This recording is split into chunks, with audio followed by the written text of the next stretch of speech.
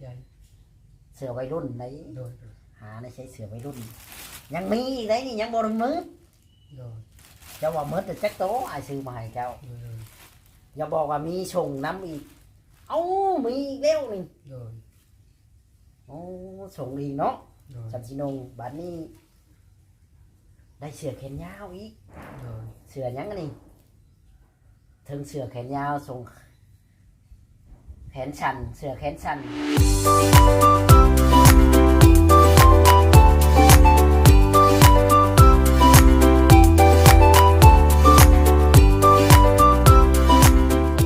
สบายดีพ่อแม่พี่น้อง FC ที่หักแพงบ่อย FC ฝั่งลาวฝั่งไทยแล้วก็ต่างประเทศนำเด้อพ่อแม่พี่น้องเนาะมามื้อนี้ก็มาพบพ่อกับช่องบ่จอยชาแนลอีกแล้วพ่อแม่พี่น้องเนาะทางบ่จอยก็มามอบเครื่องของให้เบากีรันพี่น้องทางผู้ใหญ่ใจดีใจบุญที่ไว้วางใจบ่จอยได้ให้ซื้อเครื่องซื้อของให้เบากีรันเนาะ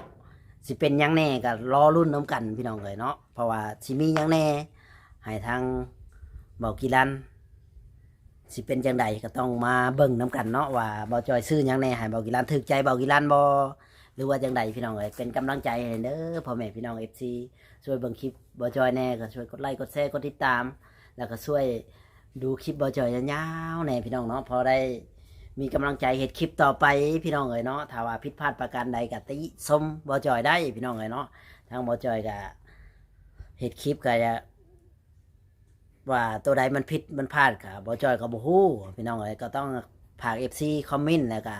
ตีเตือนเข้ามาได้พี่น้องเนาะเป็นกำลังใจป้าๆลุงๆเอาเนาะทุกท่านทุกคนที่เข้ามาดูเนาะ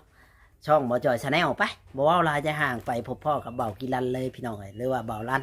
เลยโอเคสบายดีเบากีรันสบายดีโดยป้าโทมาวันนี้มาหาเบากีรันพี่น้องเลยนั่งคู่กันกับเอากีฬาในสบายดีเด้อ FC ป้าลุงพ่อและแม่เนาะที่เบิ่งคลิปบ่จอยชาแนลพี่น้องเลยเนาะเป็นกำลังใจให้บ่จอยหน่อยเด้อพี่น้องเนาะสิได้คลิปใหม่ๆก็มาอยู่กับน้องกีฬามาได้ใช้กินนี่นะมาเด้จากภูมิอ๋อจากโคมอ๋อคืนนี้ไปการบ่การได้บ่ได้ขนุนเฮ็ดให้ขนมเฮ็ดอ๋อพอได้กินเนาะพอได้กินบ่จอยว่าเองตอบเองก็จะขอโทษเด้อพี่น้องนะพอได้ก้านไปก้านไปยังคือได้เสือใหม่ให้อาม่าได้ใช้นี่บ่าวยังหายเลยชื่อกันบ่าวยังบ่จักซื้อเพิ่นบ่เลยอ๋อเพิ่นชื่อมะพร้าวเลยโอ้ชงกระเมนเสือกระเมนโอ้ถึกใจบ่นี่ถึกใจได้ว้าถ้าเคยได้น้ำเพิ่นจักเทื่อแบบนี้บ่เคยบ่มีใจแหละมีผู้ใหญ่เพิ่นกำลังเอ็นดูเนาะมื้อนี้บ่จอยก็มีของมาให้นี่นี่แม่นหยังนี่ผู้จักดูบ่นี่เสื้อวะจักแล้วให้ถามเจ้าก่อนแล้วแม่นหยังนี่เสื้อผ้าฮะมุ่งวะแล้วเบิ่งเอาอีกค่อยสะพายเจ้าแบบถุงก็ใหญ่นึงเคยได้บ่จอยป้าดีใจจังได้นี่ดีใจลายเลยตื่นเต้นบ่ตื่นเต้นเบิ้งจิตใจมึงไหนใจอ่ะตื่นเต้นบ่ไหนจิตมึงนั้นลงได้หัวใจเจ้าเบิ้งนี่ติป้าโธ่ตื่นเต้นแห้งพี่น้องเอ้ยบอกกินกันเนาะเห็นให้เปิดเบิ่งบนเปิดเนาะป้าหยังอันนี้น่ะมักอยู่บ่แบบนี้มักอยู่อ๋อเคยใช้อยู่บ่นี่เคยใช้ตอนนี้ได้ใช้ไม่ได้ใช้บ่มีบ่ใช่เอาแล้วใช้ได้อยู่บ่แบบนี้ได้อ๋ออายซื้อมาให้2ตัวเบิ่งจับเบิ่งทุกขัดเนาะแล้วเรากินดันได้นี่แหละนี่จะส่งมันของใหม่ได้นี่มีป้ายนี่ยังไม่ได้แกะป้ายส่ง2ตัวมักว่าแบบนี้ยังไง FC เบิ่งเนี่ยพ่อแม่พี่น้องเบิ่งเนี่ยมักลาย2ตัวเจ้าว่าตัวเท่าไรนี่บ่ฮู้ตัวละ8-90ผล90 80-90พอดีคอยต่อว่าเพิ่นขาย90หรือ95เอ้ยเดี๋ยว85นะโทษที พ่อแม่พี่น้องนี่สองตัวนี่คักบ่ ครับ เคยมีบ่ส่งขาสั่นแบบนี้ บ่ บ่เคยมีดีใจบ่ไอ้ซื้อมาดีใจเนาะ ดีใจหลาย ป้าต้องมียังมีเลยนี่ โดย ป้าโทเสือวัยรุ่น โดย ป้าโทมีทรงอีก โดย นุ่งนอนชักเด้อ โดย ซื้อมาแล้วต้องนุ่งแล้วเปลี่ยนแล้วก็ชัก โดย บ่แม่นว่านุ่งป้าไว้บ่ชักนี่เถื่อบ่แม่นนี่ โดย มักอยู่คน มัก นุ่งนอนก็ได้นี่นุ่งนอนเย็นจับเบิ่งดูจับให้เพิ่นเบิ่งดูป้าบอกสิดันลงก็นี่แล้วก็เสืออีกป้าอ่านเป็นบ่นี่ บ่เป็น บ่เป็น บ่เป็น ใช้ได้อยู่บ่แบบนี้ ได้ อ๋อถึกใจอยู่บ่ ถึก อาย ใจ ซื้อมาให้ ทุกใจ เสือวัยรุ่นไหน โดย หาในใช้เสือวัยรุ่น ยังมีอีกได้นี่ยังบ่ได้มืด โดย เจ้าว่ามืดแต่จักโตอายซื้อมาให้เจ้า โดย อย่าบอกว่ามีชงน้ำอีกเอ้ามีอีกแล้วนี่ โดย โอ้ส่งอีกเนาะ โดย สันสินงบัดนี้ ได้เสือแขนยาวอีก โดย เสือหยังอันนี่ถึงเสือแขนยาวส่งแขนชันเสือแขนชันดีใจบ่ ดีใจ ป้าท่าบ่แม่นเบาคิดลันสิให้อยู่แท้บ่เคยได้ของใหม่เคยได้ของใหม่แบบนี้จักเทื่อ เคย ก็หาสิได้นี้ สิได้ ถึกใจอยู่วะ ทุกใจ นุ่งแล้วก็ชักน้ำมันบางๆแบบว่าเสือนุ่งแบบ ไปหัดไปนี้เสือไว้นั่นแหละนุ่งไปหัดไปนี่ครับก็นุ่งไปเฮาได้ของใหม่แล้วก็นุ่งตัวใดก็สลับสับเปลี่ยนกัน โดย เอามีหลายเฮาก็เก็บไว้น้ำเก็บไว้ใช้นี่แหละเวลามีไปหัดไปนี้นะ โดย โมเมนต์ยังดอกเอาไว้ใช้อะไรแต่ของเจ้าคือเก่านั่นแหละเจ้าใช้ยังมีอยู่ได้บ่กี่ลันเคยได้บ่สมดีนของไทยพอได้นี่ โดย ป้า ฟ้าออกกินแล้วเลย ป้าแล้ว ของไทยพอได้นี่เจ้าเจาะเอาเพิ่นเจาะเลยของไทยเจ้าว่าอายซื้อเท่าไหร่นี่ โดย 500 บาท โดย เคยได้บ่เงิน เคยใส่บ่กางเกงตัว500 บ่เคย ลองมาใส่ให้อายเบิ่งดูเบิ่ง บ่ค เดี๋ยวอายยังมีแนวให้อีกหยังอันนี้น่ะ งงบ่ ฮะ งง ดีใจบ่นี่ ดีใจหลาย บัดนี้ยุงเฮ็ดแหน่บัดนี้ ยุ่งก็สิบ่กลับ บ่กัดแล้ว มีมุ่งนะ โอ้มีมงแล้วยุงสิบ่กัด โดย ภูมิใจขนาดใด ภู นี่ มิใจหลาย ภูมิใจหลาย โดย มีหอนมุ้งมี6 ฟุตพี่น้องเอ้ยมุ้งนี่ก็แสนกว่าเลยพี่น้องเอ้ย150,000 160,000นั่นแหละต่อเพิ่นเหลือ150,000แม่นบ่วะต้องเบิ่งในบินเนาะบ่จ่อยว่าน่าจะเ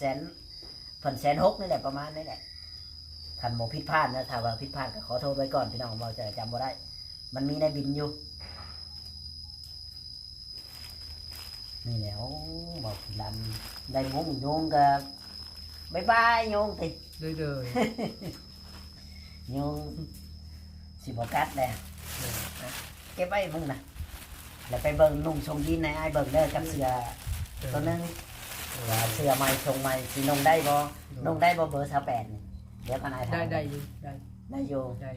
หมักแห้งบ่ มักแห้งมาก เคยได้อยู่ว่าชงใหม่ๆชงยีนใหม่โต๊ะละ500นี่เคยได้ซื้อตัวเองบ่ บ่เคยได้ชื่อ นั่นหามาใช้ตัวละ500 โด ของ ย ไทยผู้ใดอ้ายยังบ่ได้ใส่ตัวละ500 โดย อันนี้บอกกิรันได้ใส่ตัวละ500นุ่งแล้วก็ฮู้จักสักไหมนี่ โดย บ่แม่นว่าสินุ่งอันนั้นถ้าว่านุ่งไปหัดไปนี่แล้วเอาไปหัวไปชวนเอาก็หาตัวเก่าใช้ โดย ไปหาอยู่หากินตัวใหม่ก็ไว้ใส่แบบไปกลางบ้านกลางเมืองไปหยังก็แล้วแต่เจ้าอ่ะนะ โดย ก็ใช่เขาเห็นเจ้าได้เจ้าดีใจเขาดีใจน โดย ำนี่แหละพี่น้องเลยเนาะเดี๋ยวสิให้เบากิรันไปเปลี่ยนชงให้พี่น้องเนาะไปเปลี่ยนชง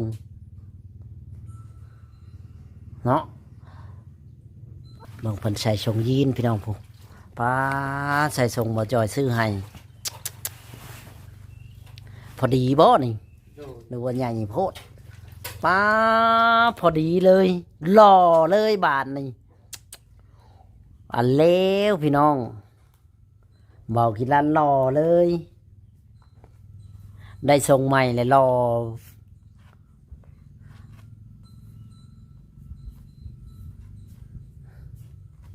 หล่อเลยพี่น้องเอ้ยหล่อบ่ทันหมอหมดเท่านั้นเนาะ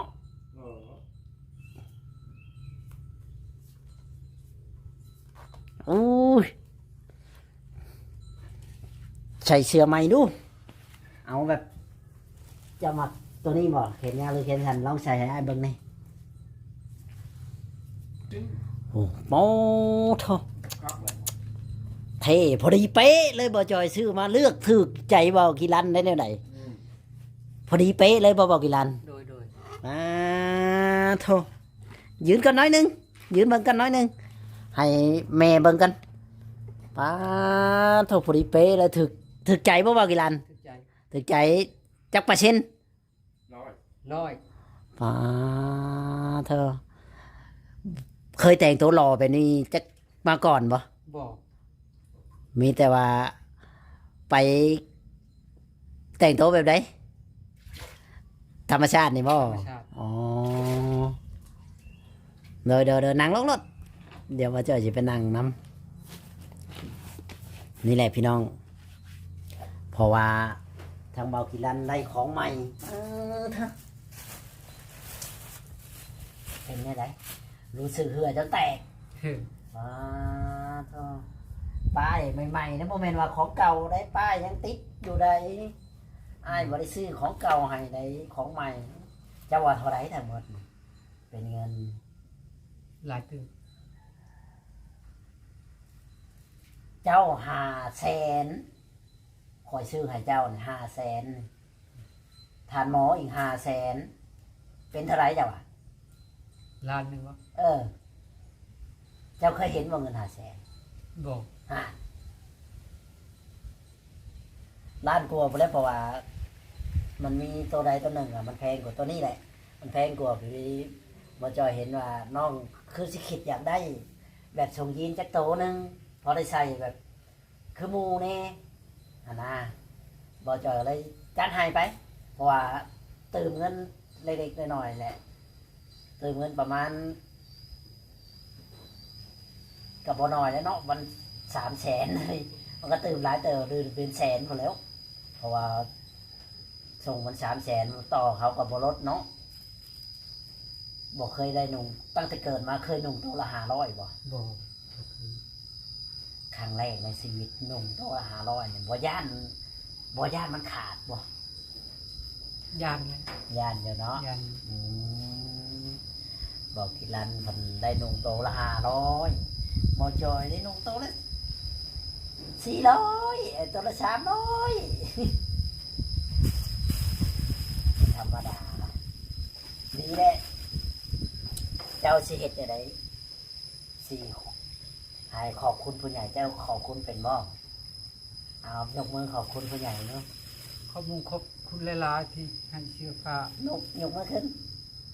น้องรันนุ่ง อืม แล้วก็บ่มีโบกหยังหลาย บ่เป็นบ่ บ่เป็น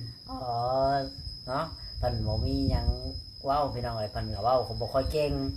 หรือว่าเพิ่นยังตื่นเต้นหรือว่าบ่เคยได้แหละบ่เคยมีไผให้หลายปานนี้เนาะ โดย ก็เลยเว้าบ่ถึก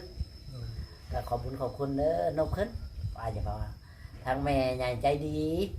ว่าได้แม่ ขอบคุณเด้อทางแม่ยายใจดี ที่ซื้อเสื้อผ้าให้เบารันมื้อนี้กับ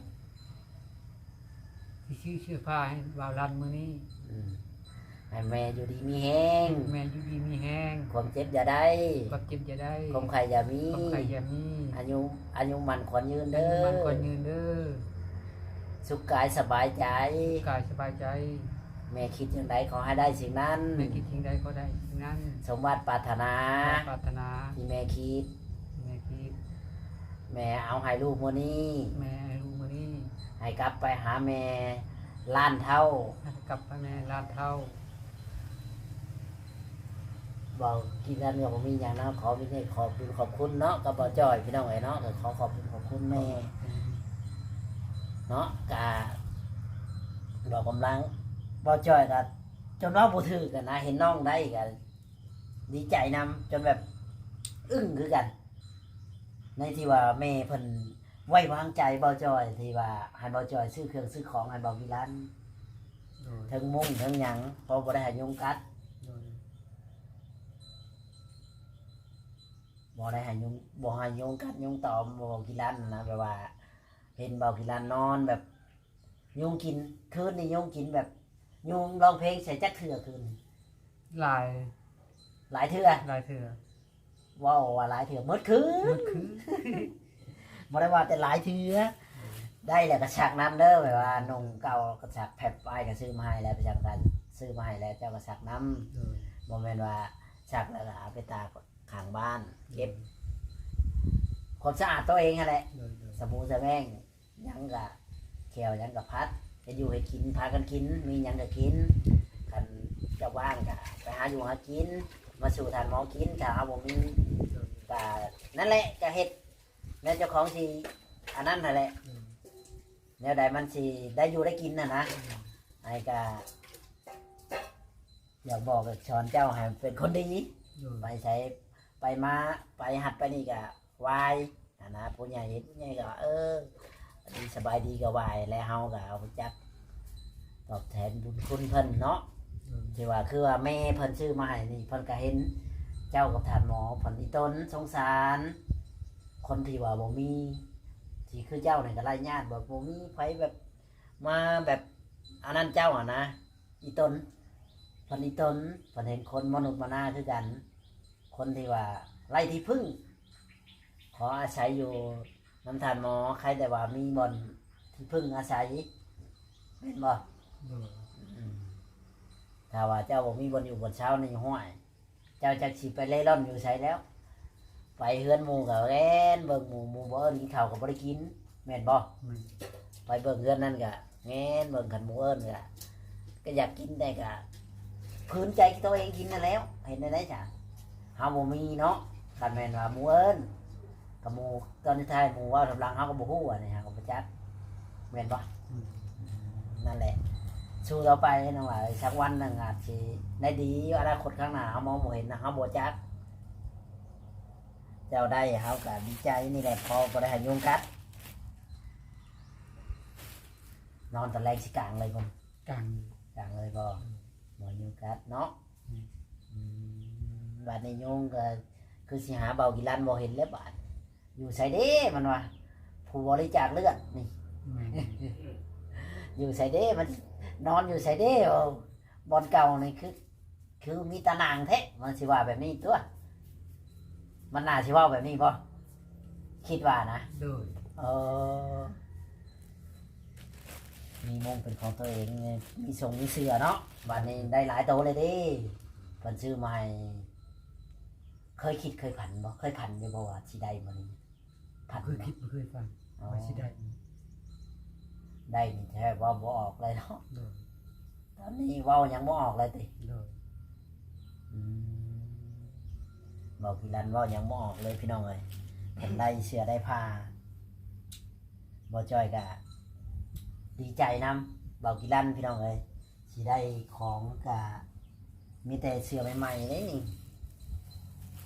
เสือกันสั่นกันถึกใจวัยรุ่น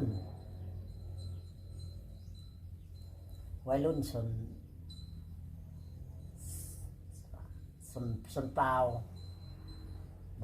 บ่เจอยังอ่านบ่ออกยังอ่านผิดอ่านถูกโอ้งามบ่ งาม สีถึกใจเห็นเขาใส่หลายอยู่บ่ไปนี่ เห็นอยู่ คิดอยากได้คือเขาบ่ คิดอยู่ได้อยู่ บัดนี้ได้แล้วใช่บัดนี้ โดย เฮาก็มีได้ โดย มีอย่างเนาะผู้ใหญ่ใจดีใจบุญ โดย เนาะที่เพิ่นให้โอกาสเจ้ามื้อนี้ โดย เจ้าก็ต้องเฮ็ดดีตลอดทำดีเฮ็ดดีนั่นแหละ มี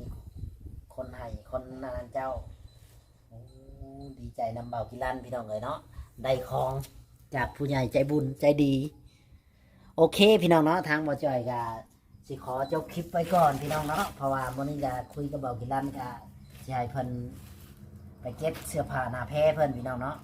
ก็เพิ่นก็ได้ก็เก็บไว้พับไว้ใช้ทุกอย่างตัวใดเฮายังบ่ได้ใช้นะเฮาอยากได้เฮาก็จกมาใช้ตัวใดเฮาสิใช้นะแยกไว้มันนุ่งหลายตัวนุ่งบ่เนิ่นเฮาก็แม่นอยู่ดอกว่ามันต้องรู้ชักได้นุ่งหลายตัวก็ได้มันเปื้อนหลายตัวเฮาก็นุ่งไว้ตัวใดตัวใหม่ตัวเก่าเฮาก็เก็บไว้เนาะไว้ชักเช้าหัวใจเต้นยังฮะ เจ้า เช้าแรกอ๋อที่แรกเต้นแห้งจังเลย เสียงแห้งลาย เต้นแห้งได้บอกบ่ถูกเลย เอาเถอะ นี่แหละพี่น้องเลยเนาะความเพิ่นดีใจแบบหนุ่มไปโชว์ฐานหมอรถนะ ถามฐานหมอบอกกี่ล้านรอป่ะอ๋อโอเคพี่น้องเนาะคลิปนี้ก็บ่มีหยังหลายสิขอจบคลิปลงเพียงเท่านี้ถ้าผิดพลาดประการใดก็ขอโทษขออภัยนำเด้อพ่อแม่พี่น้อง FC เนาะป้าลุงพ่อและแม่ที่เบิ่งคลิปบ่จอยชาแนลเนาะฝากเป็นกำลังใจหน่อยเด้อพ่อแม่พี่น้องช่วยเบิ่งคลิปบ่จอยให้กำลังใจบอกกี่ล้านสู่ต่อไปพี่น้องเอ้ยเผื่อมีผู้ใหญ่ใจดีใจบุญที่ว่าอยากเห็นหัดเห็นนี่ให้เบากี่ล้านอยากซอยเบากี่ล้านเรื่องหยังก็แล้วแต่ก็ซอยเพิ่นมาได้พ่อแม่พี่น้องตอนนี้เพิ่นก็แทบสิอึ้งเว่าบ่หยังบ่ออกเพราะว่าเพิ่นตื่นเต้นหลายที่ว่าเบากี่ล้านเพิ่นก็บ่จักในสิเว้าบ่เคยได้แบบนี้ แต่ได้มาแล้วก็แบบเว่าหยังบ่ออกเลยติ โดย เว่าหยังบ่ออกเลยครับ ครับ ขอบใจเพิ่นแหน่จักน้อยหนึง มกขอบใจละลาย อ๋อแต่ขอบใจบ่จอยนะ ขอบใจบาจอย เด้อโดยเพิ่นให้ของก็ขอบใจเพิ่นเด้อ โดย เพราะว่าเพิ่นเอาของมาให้เฮาก็ต้องขอบใจเพิ่นนํหรือว่าผู้ใดก็แล้วแต่ไว้มาให้คือกัน โดย บ่หยังก็เพิ่นมาถ่ายเฮาก็ขอบใจเพิ่นนํก็ได้บ่มีหยังก็ขอบใจได้หมดนั่นแหละ โดย เนาะโอเคครับคลิปนี้ก็บ่จอยขอจบคลิปลงเพียงเท่านี้เนาะสวัสดีและสบายดีเบากิรัน สวัสดี โดยสบายดี สบายดี เอ้ยนอนอย่าเพิ่งนี่แหละพี่น้องเอ้ยเบากิรันก็ขอบคุณผู้ใหญ่ใจดีใจบุญเนาะโอเคพี่น้อง